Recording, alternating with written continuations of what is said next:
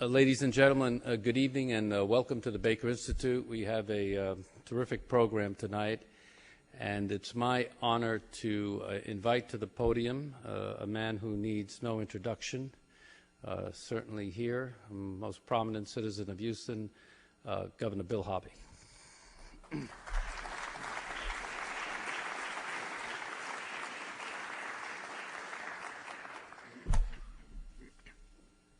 Ed, thank you for that very kind introduction.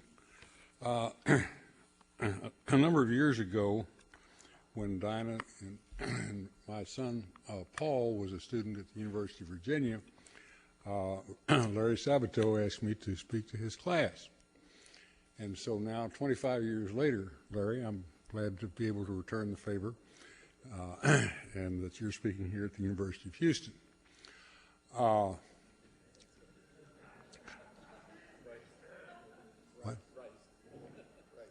Right. What did I say? Oh,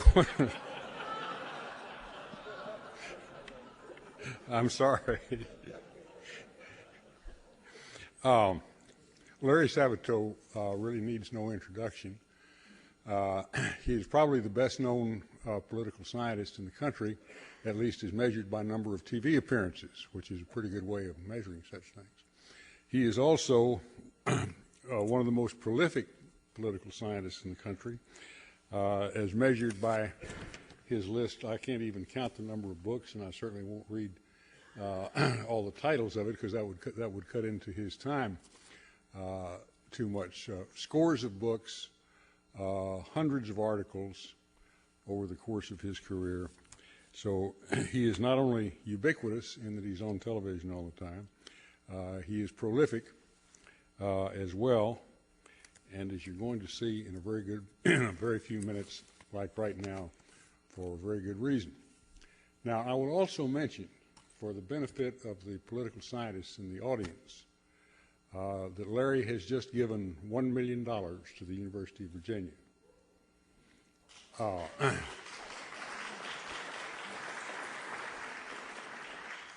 And Larry, I think I forgot to mention, there will be a small charge for the use of the hall. Larry Sabato.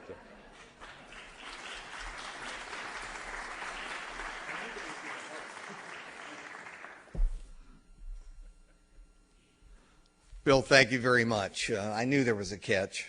I really did. And I'm delighted to be here. And Bill is absolutely right. I taught his son Paul. I don't know if Paul is here, or I know I'll see him at dinner, and I'm flying back to Charlottesville with him. I hope he learned piloting well, but we'll find out tonight. And by the way, this does remind me of his student days. He frequently didn't come to my lectures then either. So you let him know that I know that.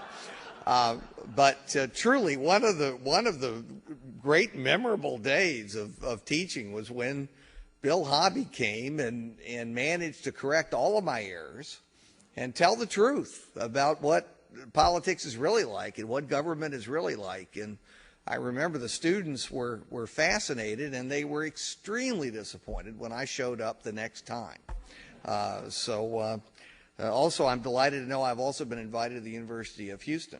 I'm gonna look forward to that presentation too. But in any event, Bill loves politics and government, and I feel honored every time I have a chance to talk with him. This afternoon we had a meeting for various and sundry purposes. We ended up talking mainly about one special day of his life and the country's life, and I learned a great deal out of the Kennedy assassination and the swearing in of LBJ. Bill Hobby has had such a rich and full life that you have to examine it day by day. That's the way you learn about it. And I understand he's writing some memoirs. He's complaining that it's taking a long time. Books always take a long time, if they're any good, and this one will be. But I learned some very interesting things and read some original articles that he wrote for the Houston Post at that time, and saw some curios, and I had a great time and enjoyed it, and taking those back to Charlottesville, and I'm going to share them with today's students. So you see that the cycle continues. Well, I'm going to talk about past politics and current politics and future politics, and I'm going to try to be relatively short as professors go so that we can have a real discussion and we can go back and forth about what happened in 2004 and what might happen in the future. I prefer to discuss what's going to happen in the future because you can't be proven wrong immediately. And no one really remembers what you say in the long run, so it's much safer. People have strong feelings about elections, and particularly the most recent one. And I'm going to start with that particular election because it fascinates me in so many ways. And I do have a new book coming out. I felt obligated to mention that. My provost from UVA, Gene Block, is here as well, and it's very important that I point him out, as you can well imagine. But Gene's a great fan of this book. He hasn't seen it yet. It's called Divided States of America, the Slash and Burn Politics of 2004. It makes a wonderful holiday gift, as I've been telling people wherever I go, any holiday, and really one-stop shopping if you want to go ahead and order it for gifts, general gifts. I'll be happy to sign any of them, and I'm going to offer Bill Hobby to sign as many as possible. So, but I spent a year working on this one, and I found I really enjoyed it. I learned a lot, particularly about red states. Now, I live in a red state, Virginia, but I don't live in a red part of a red state. There are very few university communities that are red. Most university communities, as I like to say, are little bits of Massachusetts and California plopped into whatever red state they happen to be in. Now, I'm not going to say that's true for Rice or the University of Houston or any of the other universities around here. That's for you to judge. But that's the norm. And I wanted to find out what really was motivating red state voters, why they were voting the way they were. Was it truly national security? Was there something about the economy? Was there a scandal at work? Was it a leftover of the Clinton administration, in part? Or were there other issues involved, like the social and cultural issues? And I'll be talking about a little bit of that as we continue. Let me see if I can get this to work. I can do it manually, I hope. It's absolutely stuck. Well, we can talk about the crystal ball. Thank goodness you're here.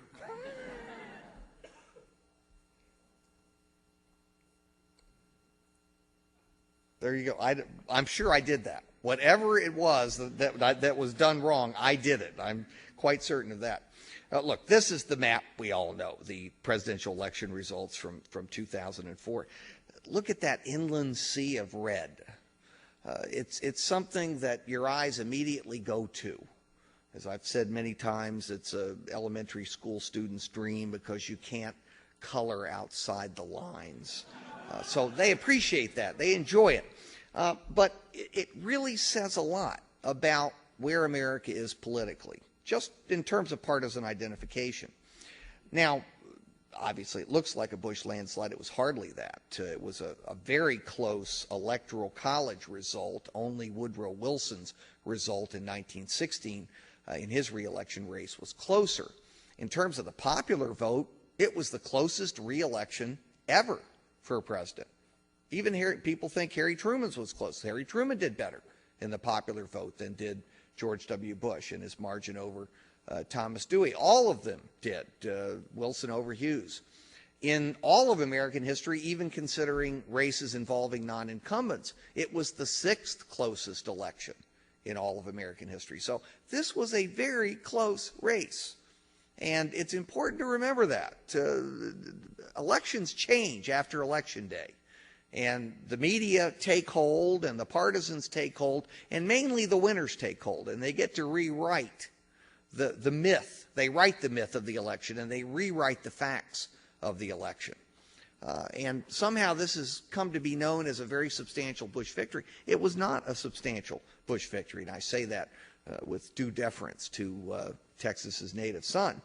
So the 286 to 251 was close. The popular vote, 3 million out of 121 million votes, was also quite close. And in the Electoral College sense, in Ohio, with 58,000 votes, if they had switched from Bush to Kerry, then you would have had a 4-year Kerry presidency. Not a very enjoyable one for Kerry. He would have taken it, for sure. He would have taken it.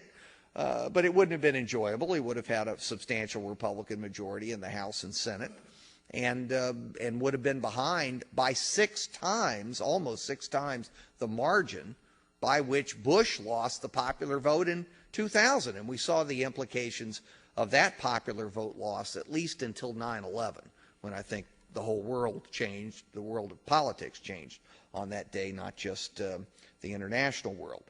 So as you look at that map, you can clearly see that Democrats, is it up there?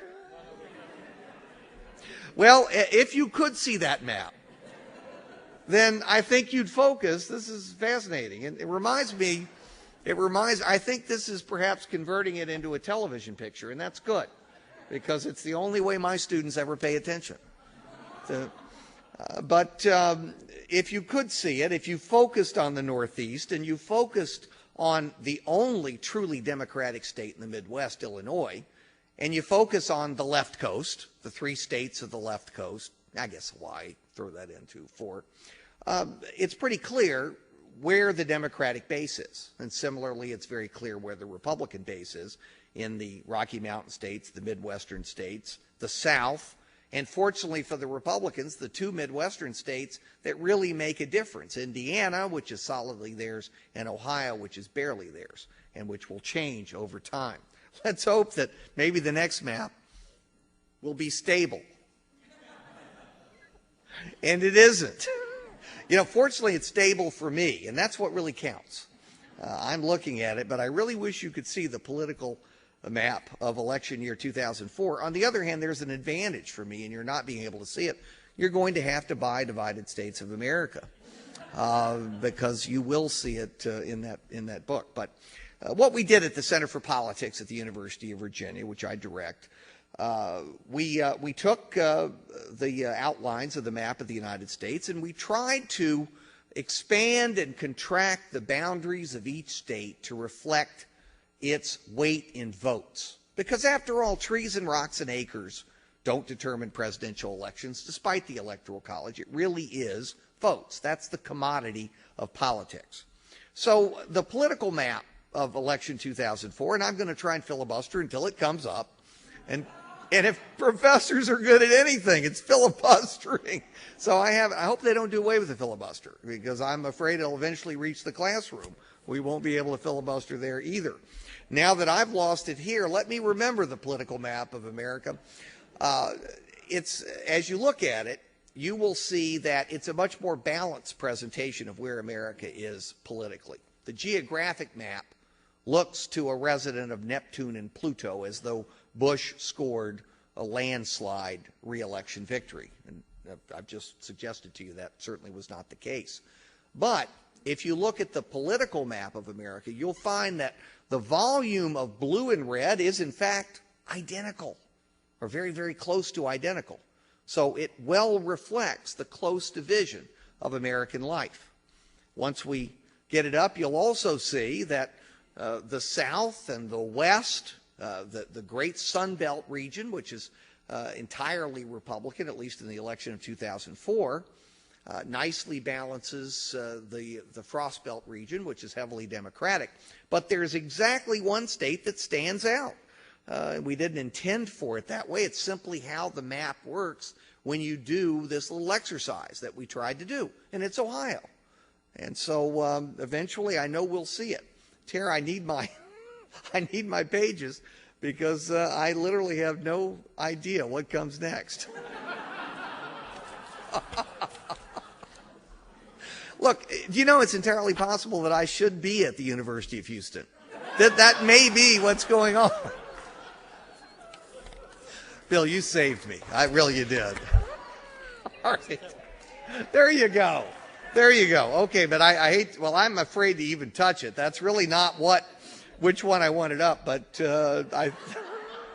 should I touch it? Oh, Okay, there we go. I know it's not the brightest thing, but that's the map I was talking about. You see how nicely it's arranged, and the only state that really jumps out at you being out of color pattern is Ohio. Now, I'm not going to predict flatly that Ohio will always be in that position, but I rather suspect Ohio will more frequently be found in that middle ground than Florida. 2000 was freakish and flukish. And Florida's really not that closely divided. I think the Lieberman candidacy made all the difference in the world.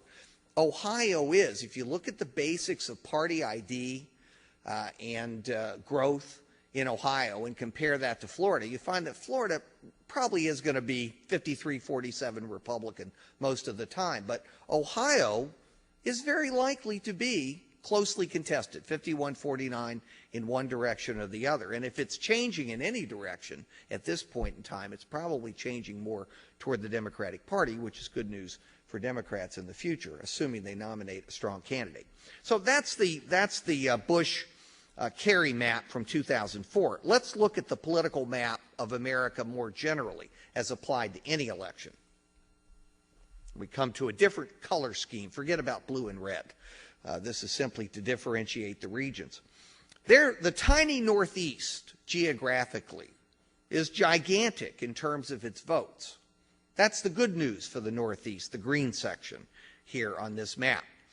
The bad news for the Northeast is that just 25 years ago, it was a third again as large. And it's going to shrink further based on population trends once the 2010 census is completed. So that's bad news for the Democrats, a shrinking base. But their base is expanding out west. Already, California looks very much like the certain arm muscles of Arnold Schwarzenegger. It's gigantic. It jumps out at you from the map.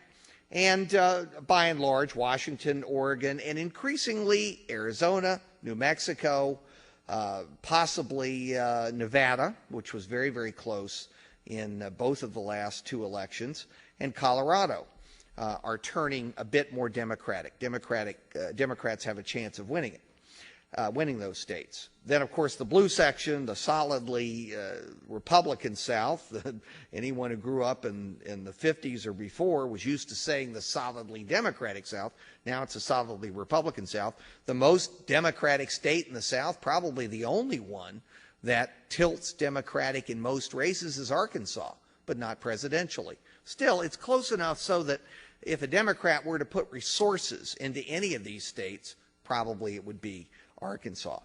But it's that red region. It's the middle west. It's the central part of the United States that will be where most of our presidential elections are determined in the coming election years, because so many of the competitive states are located there. Ohio, Michigan, which tilts Democratic, but not irretrievably so for the Republicans. Wisconsin, which is absolutely dead-tied.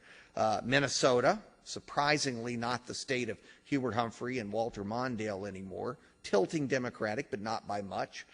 Missouri, which, depending on which half of the state you look at, you can put in the South or the Midwest. I choose to put it in the Midwest, and while it tilts Republican, it's not irretrievably so.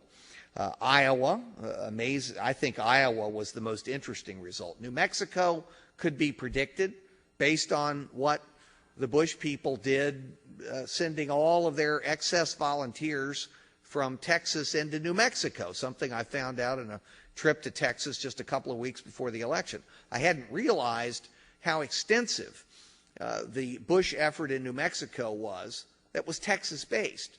And so you can understand New Mexico. You can understand how New Hampshire switched, because New Hampshire is basically now an extension of Massachusetts, 1/3 of the residents having lived in Massachusetts. And New Hampshire has fallen into place, the last Republican state of the Northeast becoming fundamentally Democratic and electing a Democratic governor as well, defeating a Republican incumbent. Those two states were understandable. Iowa was the greatest surprise. Iowa even voted for Michael Dukakis, and yet Iowa very narrowly switched from Democratic to Republican. And remember, Iowa once you added the Gore and Nader vote together, really wasn't terribly close in 2000. So in my way of looking at it, I think Iowa was the most interesting of the switches. Of course, there were only 3. So remember, it's the red section. That's where the candidates are going to spend their time. That's where the consultants are going to concentrate the TV ads. That's where the money will be focused in 2008 and probably beyond. Looking back at the election, certain things are obvious, and I've got a number of the issues here. You can look at a campaign from so many different perspectives. It's very difficult to really decide what to analyze. You can look at it demographically. You can divide the electorate into racial and ethnic and gender categories, and it's easy to see why Bush beat Kerry or Bush beat Gore or Clinton beat Dole. In this particular case, you have to look at gender, where Bush did better with men, but really about the same with men as he did against Gore in 2000. But it was women who changed substantially from 2000 to 2004. Among white women, for example, Bush beat Gore by only 1 percentage point back in 2000. In 2004, it was 55 to 44. It was a massive change among white women, and I separate white women from African American and Hispanic women, obviously, because there's a partisan identification stretch toward the Democrats that makes the gender breakdown much less useful unless you pull out whites. You can look at religion. We were talking about this at lunch today. One of the most interesting and nearly perfect correlations from the 2004 election was the relationship between the Gore or Kerry vote and the frequency of attendance at church. Those who attend church more than once a week were very, very highly likely to vote for Bush, regardless of their religion, although obviously Jewish voters attending religious services more than once a week were still likely to vote for Kerry, but to a much lesser degree than were non-practicing Jews. And Catholics, it was also true for, it was especially true for Protestants. So the frequency of church attendance was a marvelous predictor of the presidential race. Age wasn't all that interesting, except for Democrats. I suppose it offers some hope that younger voters, those 18 to 29, were the most inclined to vote for Kerry. The other age groups were either tied or went for Bush by some margin or another. Of course, you never know whether young people are going to stay where they were in 2004. Will they stay or will they change?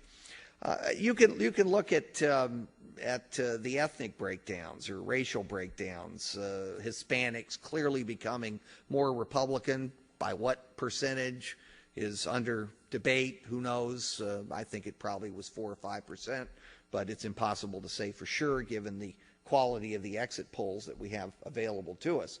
I prefer to look, though, not at those demographic breakdowns, but at the issue discussions that I think tend to drive most of the votes. We often think issues don't matter. In fact, to most people, issues are all there is to politics. They don't know the personalities. They'll never know the personalities. They care less about them than those inside the Beltway who cover politics. And so the issues really matter, and they drive politics. They've driven politics since George Washington. And mainly what I call the 4 North Stars of presidential elections have driven politics since George Washington. War and peace, whenever there's an active war, it tends to be the dominant issue, and I think you can argue that it was in 2004. Could be divided into 2 parts. Gaul divided into 2 parts, and terrorism was what saved George Bush, the reaction to 9/11. Iraq could have saved Kerry. It could have produced a Kerry presidency had anybody been able to figure out what John Kerry actually stood for, what he believed in, whether he was for continuing the current policy in Iraq or not. You know, he wanted to change the policy, but he would have voted for the war again had it come up. He was for the $87 billion in troop aid, but he also voted against it, and it was impossible to figure out where he stood. I often wondered why he didn't take the same position Richard Nixon did in 1968. Nixon, who I hope you'd agree, whether you're Democrat or Republican, was just a tiny little bit cynical. Been around for a while and knew how to manipulate votes and understood the public, and he knew Lyndon Johnson's war policy was unpopular. Truth be told, he wasn't going to take that different a position from Lyndon Johnson, but he had to offer people a choice and a change. And so he simply said, I have a secret plan to end the war. I can't tell you what it is because then it won't work. And we bought it. And eventually the war ended. Longest war in American history. It lasted his entire first term. But it worked. It worked. He convinced people that he would be representing change, and yet also people who basically supported Johnson's war policy didn't believe that Nixon would do things terribly differently. They were right, at least for the first year and a half of the first Nixon term. So War and Peace, I think, clearly favored Bush, Iraq being neutralized, and terrorism being strongly in his favor.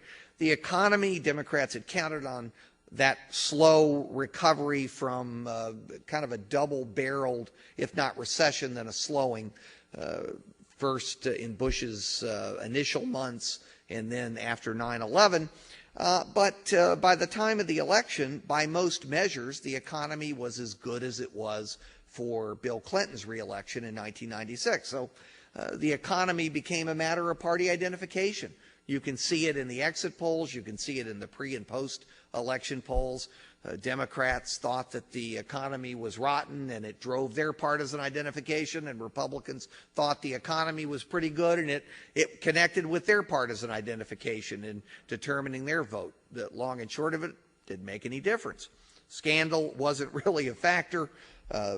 Perhaps there was an equal number of scandals on both sides, the Republicans having Halliburton and Abu Ghraib and National Guard, until Dan Rather intervened and helped his fellow Texan. Now, I know that you all know there's a strong relationship between Dan Rather and the Bushes, and I do mean strong.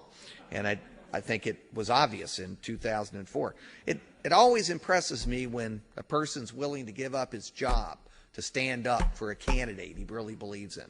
That's what happened. Just kidding. And yet, on John Kerry's side, who could have imagined in the beginning that Vietnam would have been a minus for Kerry? Democrats were truly excited that instead of having a candidate who avoided service in a war, Bill Clinton, they had what they thought was a war hero on their hands. They thought it was going to be a wonderful contrast to 1992 in particular, and yet the Vietnam vets changed that, the swift boat vets, and some of the other developments about Kerry's war record, I think, neutralized that. In the end, I don't think scandal was all that important. So War and Peace tilted Bush. The economy didn't matter very much. Scandal didn't matter very much, in that, again, they just drove the normal partisan voting trends in the election. So what was left? Obviously, hot-button social issues. The more time I spent in red states, the more I understood how important these issues really were. Not simply as isolated individual issues, but also as a kind of marker for where people are culturally and socially in relation to the dominant position of the East Coast, of Washington and New York, and the West Coast, Hollywood and Los Angeles and San Francisco. It was a way for red staters to say, our culture is it has value too, and we resent what we see as the dominance of those other cultural centers, trying to tell us that our culture is not worthwhile. So gay marriage was a disaster for Democrats, and the smarter Democrats understand that. It drove rural turnout in a state like Ohio. I think it could easily have made the difference in the Bush margin, quite small, of about 118,000 votes in Ohio. That was the state where it made the most difference. It also drove rural turnout in 11 other states, building Bush's margin, enabling him this time to win the popular vote by 3 million instead of losing it by 539,000 as he did in 2000. The death penalty continues to be an amazingly divisive issue.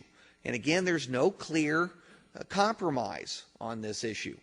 Much like Michael Dukakis, John Kerry had been opposed to the death penalty throughout his career. He tried to make one slight adjustment, saying before the presidential campaign began that because of 9/11, he would permit the death penalty for terrorism without defining it. Well, does that include going into an elementary school and shooting up a school and killing a bunch of school kids? Apparently not. That's domestic terrorism, not foreign terrorism. But how do you justify not supporting the death penalty for that while supporting it for foreign terrorism? So that's a very tough issue. The blue states tilt against the death penalty. The red states are strongly for the death penalty.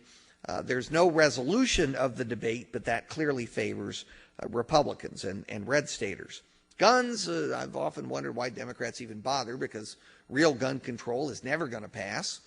It's not just that the NRA is so strong, it's that hunters are so numerous in the United States, and they have so much influence, not just in the red states, but in all the rural areas of Iowa and Pennsylvania and Michigan. It's very tough. That's an issue to drop.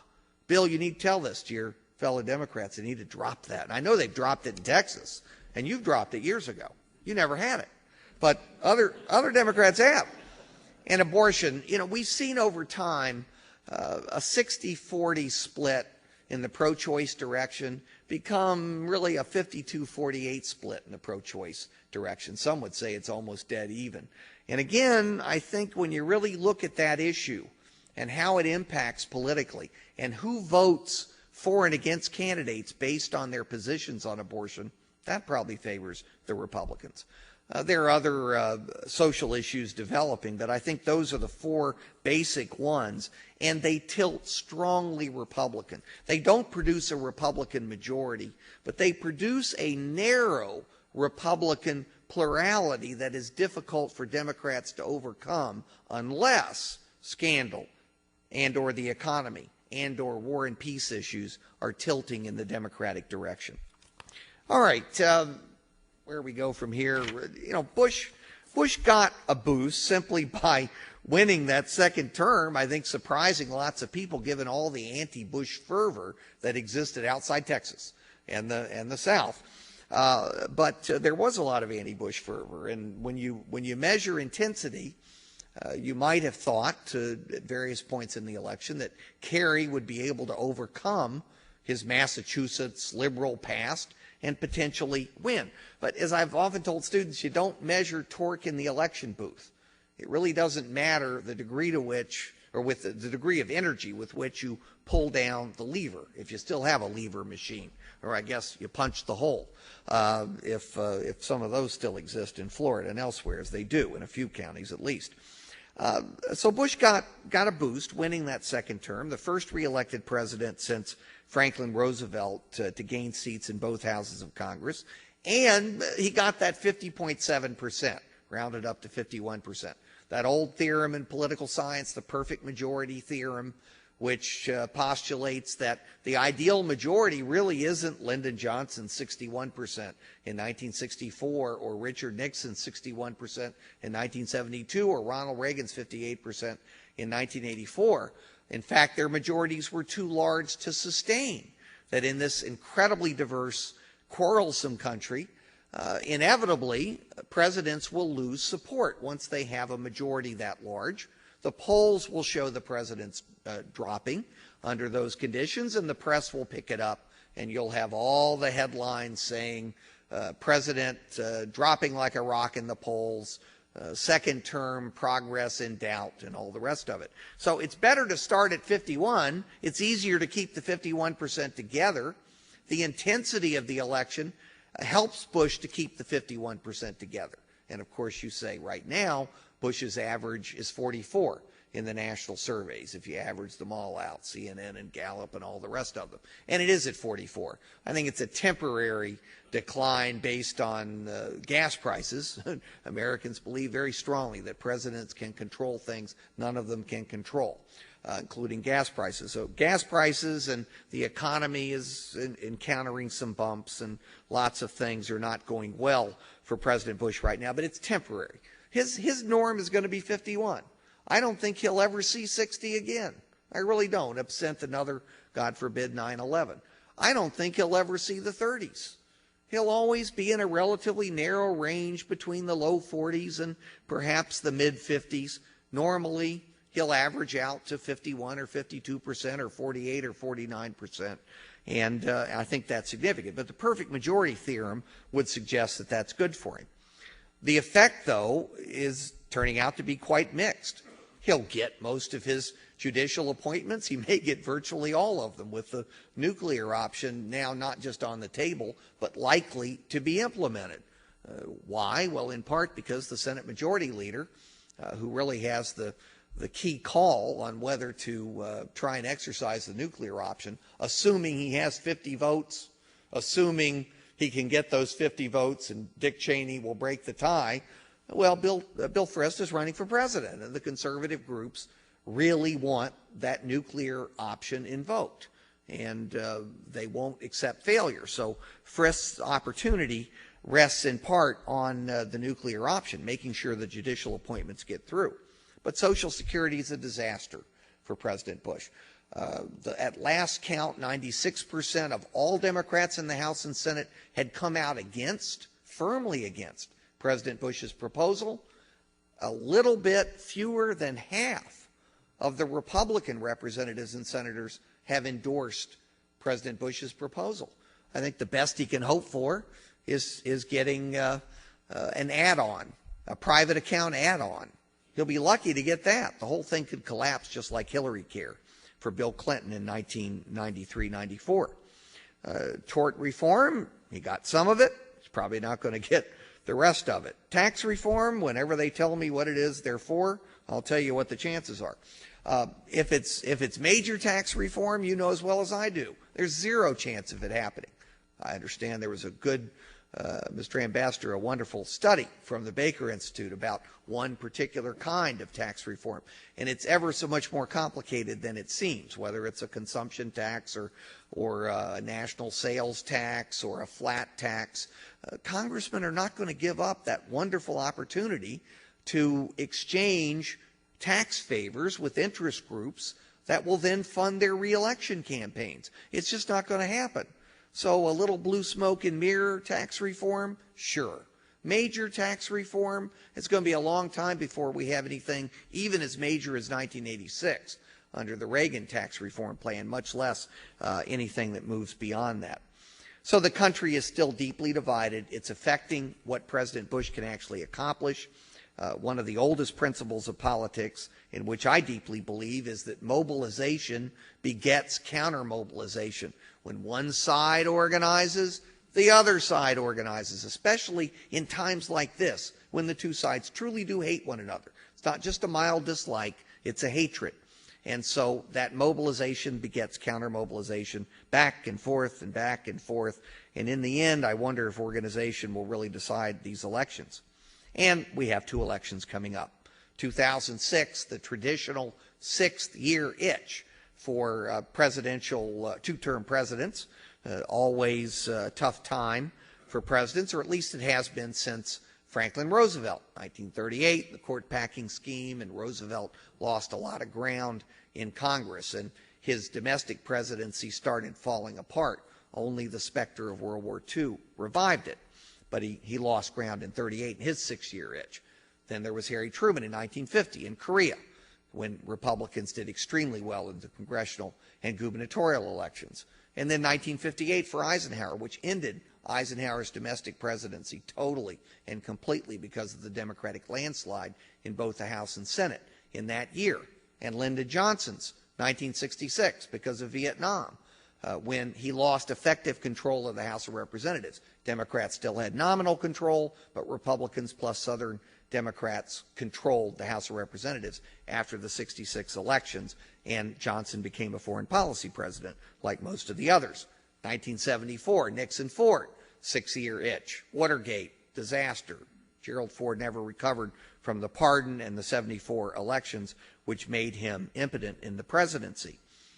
Ronald Reagan was an exceptionally popular president until his Iran-Contra scandal, but that didn't happen until after the 86 elections, the 1986 six-year elections. And yet he still lost the Senate. And that clearly reduced his ability to get a domestic program through. The only president since really Herbert Hoover who's avoided the sixth-year itch is Bill Clinton, because he had a sixth-year itch in the second year. And that's when the Republicans took over everything, and it could have gotten worse for the Democrats had it not been for the overreaching of impeachment, which kept the Democrats on an even keel and even added a few seats in the House for the Democrats in 1998. So will George W. Bush have a sixth-year itch? Well, things aren't looking all that good right now in a general sense. But when you look at the individual races, you have a hard time coming up with the seats that would enable Democrats to take over the Senate or the House, or even gain very many in the governorships. My guess is that Democrats are going to pick up net several governorships, major governorships like New York. They'll probably go from being behind 28 to 22 to being perhaps at parity, maybe 25-25, somewhere in that general vicinity, subject to drastic change before the November 2006 elections. All my estimates are subject to drastic change. In the Senate, I defy you to find 6 seats, which is what the Democrats need to take control. They can't just get to 50-50. They have to actually get 51. They just aren't there. There just aren't enough competitive seats where Democrats even have a long shot chance of winning. Republicans could even add a seat or two. Most likely they'll drop a seat or two, but they'll still be in charge at 53 or 54 seats. In the House of Representatives, you know better than people of any state what chance the Democrats have to regain control, because your popular majority leader, Tom DeLay, helped Republicans to gain those additional seats in Texas. It's not going to change until after the next redistricting, if it changes then. So I think the first realistic chance Democrats have at the House is 2012, if they have a chance then. So 2006, is there a possibility of a sixth-year itch? Well, I'll tell you this in conclusion. I've just suggested no, but it's also true that sixth-year itches are very much like tsunami waves. They're almost impossible to see until they're just a few thousand yards out from the beach. And so we probably wouldn't know until just a couple of weeks, or maybe a week, or even a day or two ahead of the November 2006 election. But it doesn't look likely for Democrats right now. And that leads Democrats and Republicans to 2008. Wonderful free-for-all, because it's the first time since 1952 without an incumbent president or vice president running for president. That's assuming Dick Cheney doesn't surprise us all and decide to run. And if you were Dick Cheney, you wouldn't announce that until mid to late 2007, assuming you'd had no heart attack between now and then, no additional heart attack, you were healthy, and President Bush asked you to run for the third term. One press conference, most of the Republicans would drop out of the race. Cheney would be in a decent position to at least be the nominee. So we'll have to wait and see, but I don't think that will happen, and I don't think Condoleezza Rice is running, and I certainly don't think Jeb Bush is running. Jeb Bush is smart enough to know it's too much at once. Maybe he'll run in 2012 or 2016, or maybe he'll just hand the reins over to George P., his son, come the 2030s. But he's not running in 2008, and you really can't believe that. Now, so who is running on the Republican and Democratic side? This is just a short list. We could go on forever. It's not really all that impressive a list. And I've heard this from people in both parties who are concerned about what may happen. The Republicans, I'm not going to discuss all the Republicans here. Newt Gingrich is not going to run in the end. The guy's just pushing his book, which is always, I think, offensive when a speaker uses a podium to do that kind of thing. I've criticized Newt many times for that. John McCain would win the general election, as Bill Hobby was saying earlier, he's the kind of maverick who appeals to Democrats, and he would hold enough Republicans to win. And the last maverick Republicans nominated was Wendell Willkie in 1940, and he lost. Republicans don't like mavericks. They like the hierarchical order of the next in line. And while Cheney may not run, there may be someone emerging next in line. It may be the greatest advantage that Bill Frist has. Some of these others are long shots, although inside the Beltway, a lot of the commentators think that my junior senator from Virginia, George Allen, has a chance of winning. And I'm looking into a nice beach house in Australia if that happens.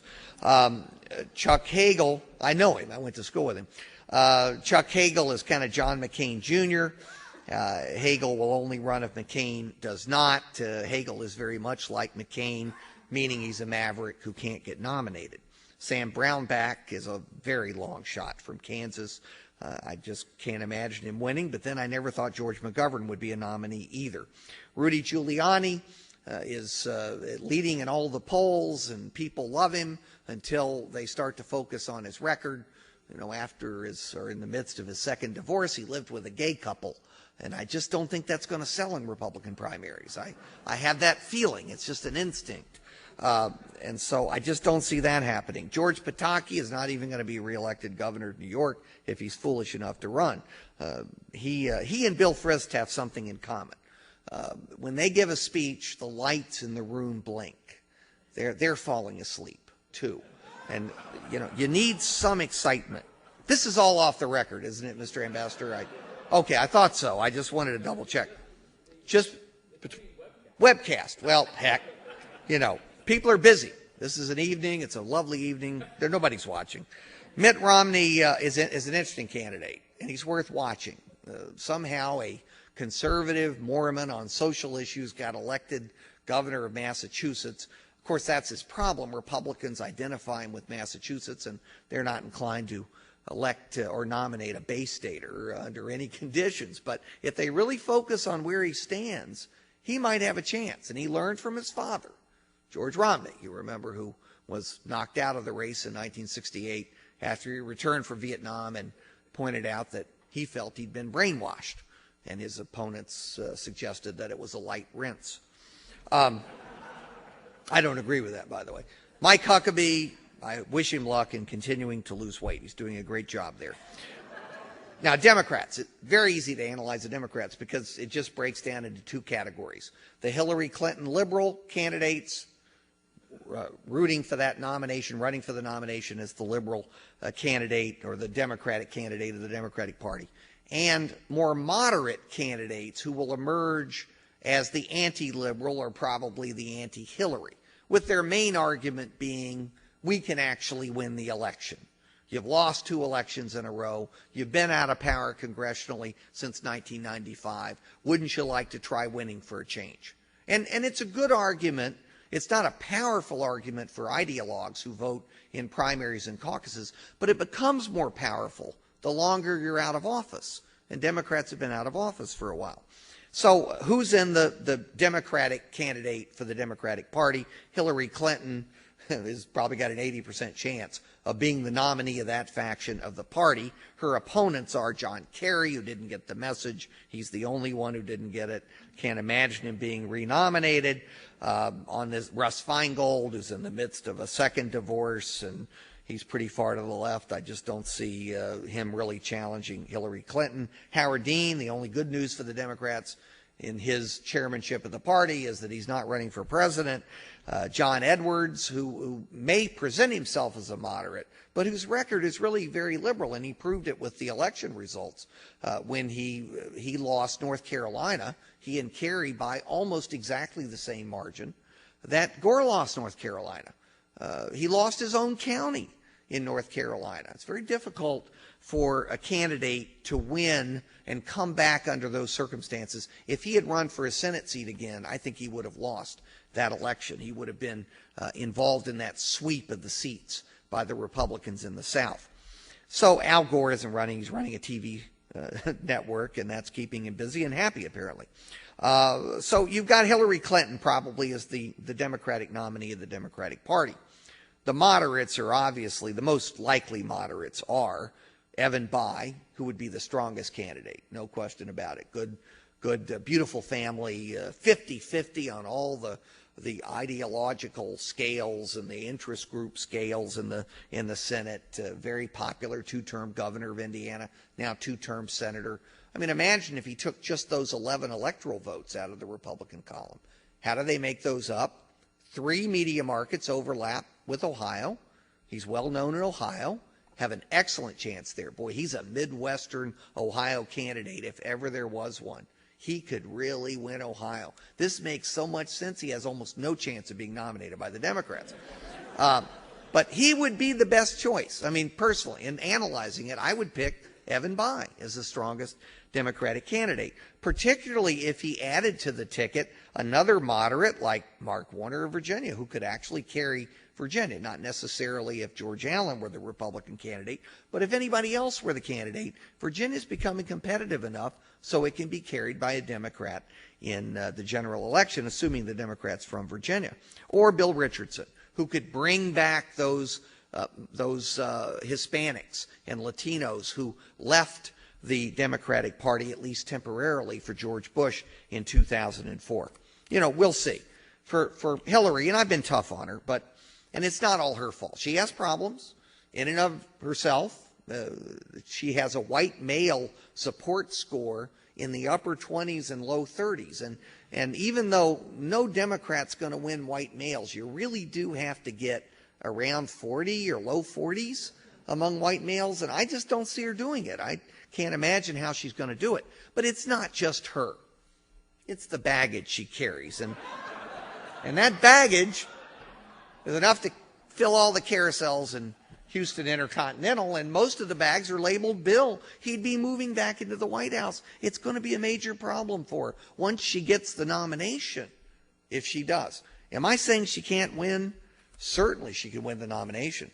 And she can win the general if it's a big Democratic year. If War and Peace and the economy and scandal are working in the Democratic direction, overcoming those social and cultural conservative issues. But if those big ticket North Stars are not moving in a Democratic direction, I think she's a loser. People say to me all the time, I've had Democrats from coast to coast, Bill, say to me, hey, that's the 8-year cycle. We're bound to win. We're, meaning Democrats, we're bound to win. Except that from the beginning of the modern system, William McKinley in 1896 to the present, Americans have elected the same party to a third term when given that opportunity 61% of the time. It's one of the great myths of American politics that we have a two-term in and out presidency. It's not true. Americans prefer the status quo when given the opportunity. They fear change. They'd rather have the devil they know unless they have to make a change. And so Democrats need to keep that in mind if they're to win in 2008. So how do the Republicans keep the White House? It's relatively easy for them compared to the Democrats, although judging by today's Bush scores, it may seem more difficult than once imagined. Bush has to be a successful second-term president. People really do have to want, if not a third Bush term, then a third term of Bush light, kind of like Bush Sr. was for the third term of Ronald Reagan. They have to at least want that. If Bush is unpopular down in the low 40s, which is the bottom I think he can move to, Democrats are very likely to win in 2008. And the party has to pick a credible mainstream candidate, and put the emphasis on both words. Can't be a right-wing nut, and can't be an incredible candidate who's not up to the job, someone who might be described as a goofball. How do the Democrats win the White House? Well, they can change nothing, and they're going to win the presidency in the next several presidential elections. All of American history tells us they will win the presidency in the next several elections. But why wait to 2012 or 2016 or 2020 if you can win in 2008 by choosing a moderate nominee from a red state, not a blue state, tone down the liberalism on the hot-button social and cultural issues, and change the party image from blue elite to down home. Do something about that populist revolt in that inland Red Sea. I always conclude with my good friend, Ed McMahon. It's an odd way to conclude an academic lecture, but I'm crazy about Ed because he was with Johnny Carson, but he also represented Publishers Clearinghouse. And you know, there's one thing all of us can be happy about when we look back at 2004. Even if you're a Democrat and you're upset about John Kerry losing and the Republicans continuing to control Congress, you can be happy that we topped 60% in turnout. It was back to the future. We had the largest turnout since 1968. When we had 3 elections in a row with 60-plus turnout, 1960, 1964, 1968. Some of us had begun to think we'd never see 60% again. We saw it. People got interested. They got involved. Yes, they got angry. They got mad. That's okay, too. It's better than apathy and alienation. Publishers Clearinghouse's slogan was, "You can't win if you don't enter." And that's the fundamental message that all of us have to send to young and old, to every voter, that it's important to pay attention, it's important to learn about civics, it's important to follow politics, and most of all, it's important to vote and to participate, because even the 60% is way too low compared to most European democracies. I'm going to conclude there and take some questions, pointing out that we do have a website available to you with frequent email updates. You can sign up for these. They're free. Service of the University of Virginia Center for Politics. We update all the races constantly. We're a sick bunch at this center. We keep up with all the governor's races and all the Senate races and all the House races, and we're already looking toward the Electoral College in 2008 and the presidential race. So sign up for it. It's free. Just go to centerforpolitics.org and click on the crystal ball. We never give out your emails because at the University of Virginia we hate spam. Now, it's also true that he who lives by the crystal ball ends up eating ground glass. So I hope you didn't. Now, I don't mind it being webcast, but you didn't really permanently record that, did you, Mr. Ambassador? Okay. Let me go to some questions.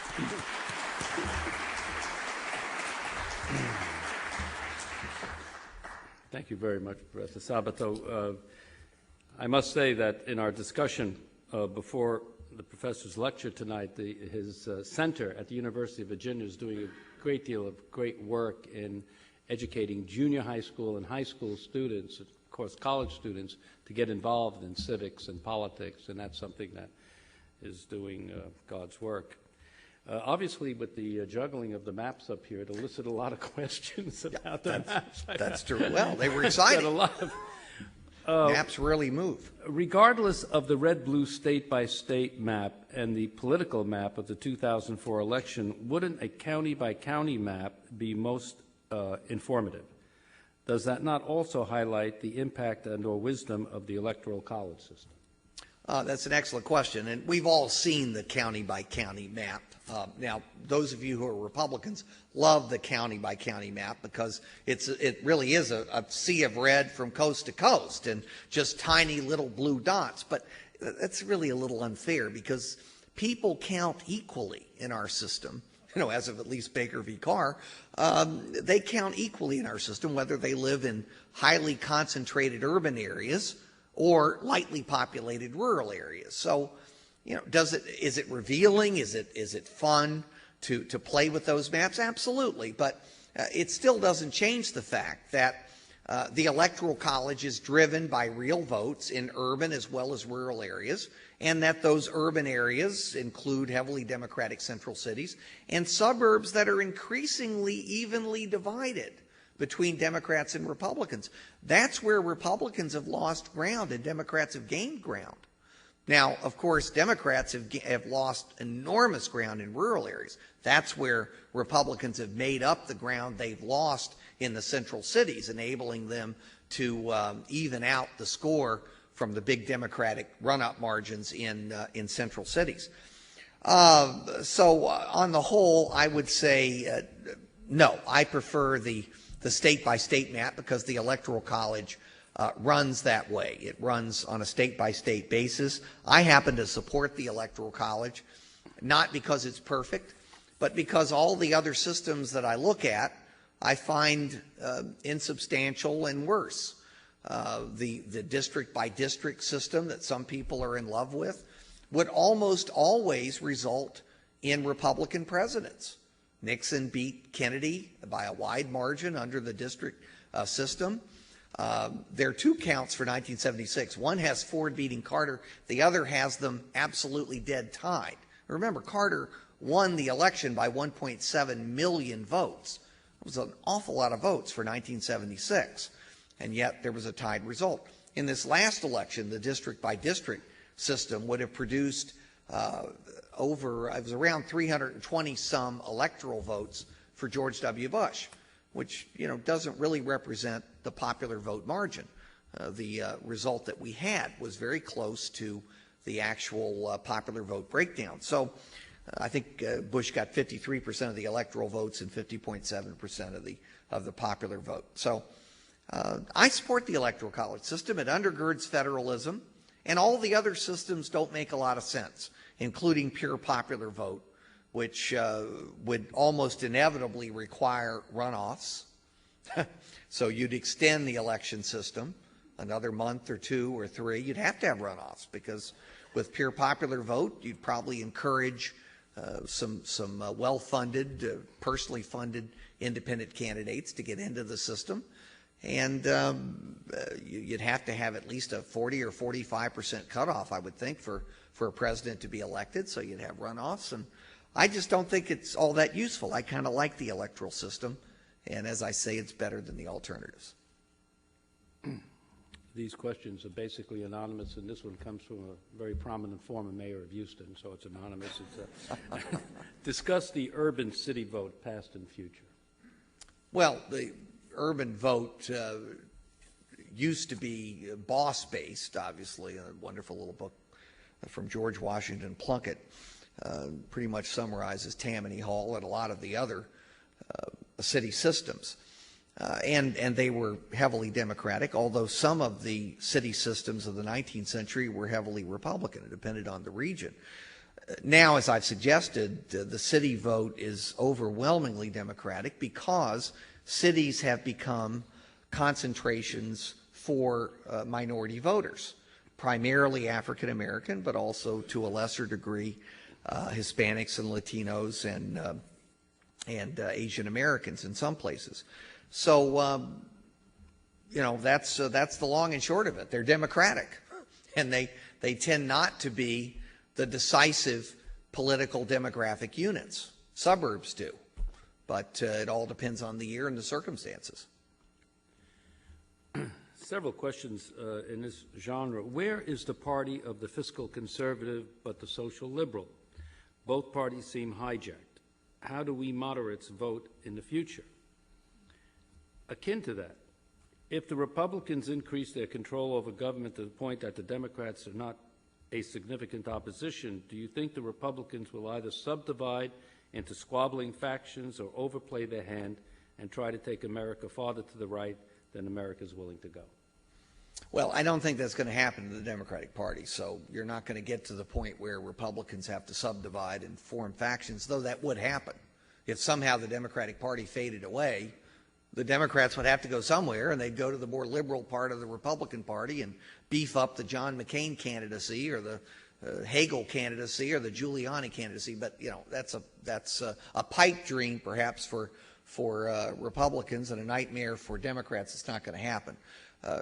I think the other part of the question really is a major problem.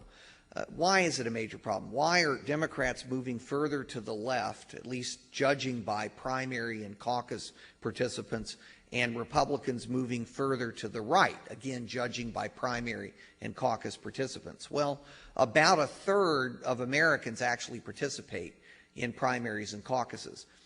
While the percentage grew, the percentage of participation in the general election grew, the primary and caucus participation in some states declined, and other states stayed fairly static. The primaries and caucuses were still dominated by the ideologues.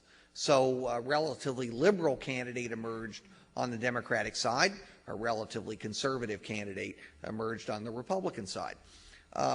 there are only two ways to change this. Either the 2/3 of Americans who are more centrist but who do not participate in caucuses and primaries have to start participating in the caucuses and primaries, picking a party and participating even if they don't agree with every plank in the party's platform.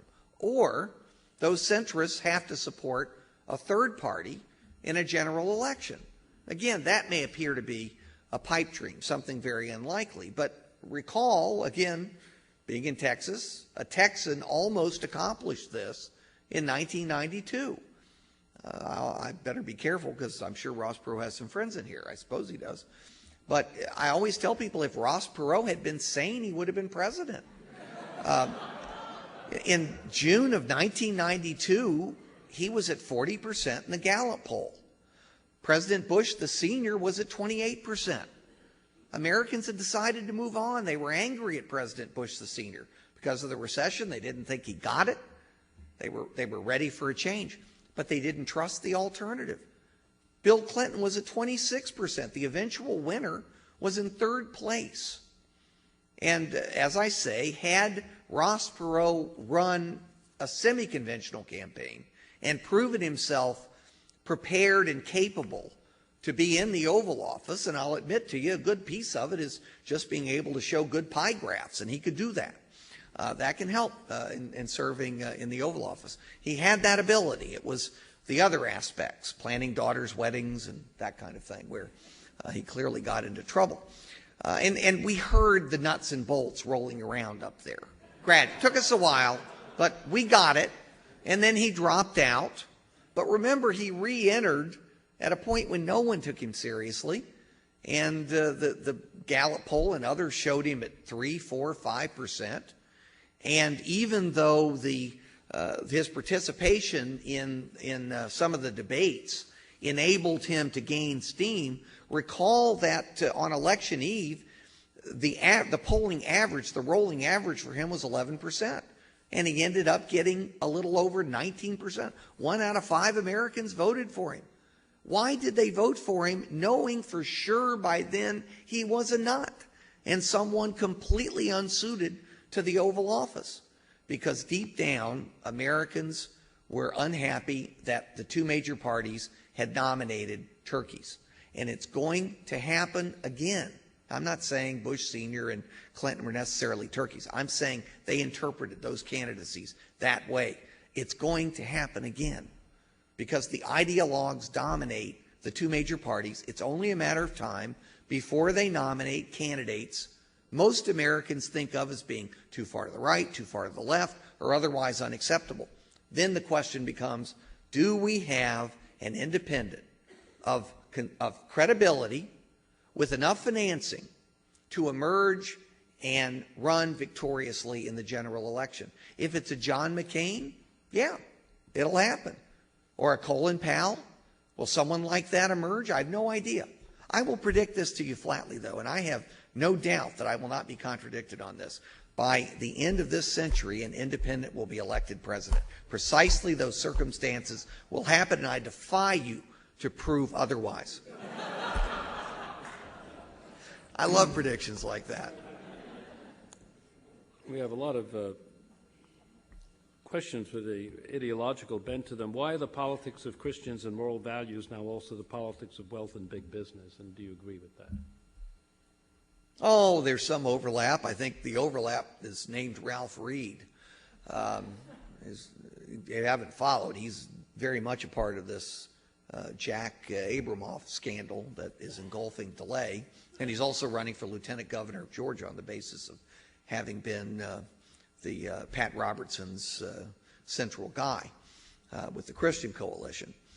But seriously, I'm not sure I completely agree with that. I think there are, within the Republican Party, some semi-distinct wings. There's overlap, but you do have the fiscal conservatives, the traditional Republicans who were once concerned about debt and big government and so on. Obviously, they're out of favor because the Bush administration has run up an awful lot of national debt, if you haven't been paying attention, and they're proposing to run up a whole lot more with the Social Security scheme if it goes through. The Medicare prescription drug plan alone may add, will almost certainly add trillions over the next decade to the national debt. But what the heck? That's for our children and grandchildren to worry about. And they seem healthy enough to me.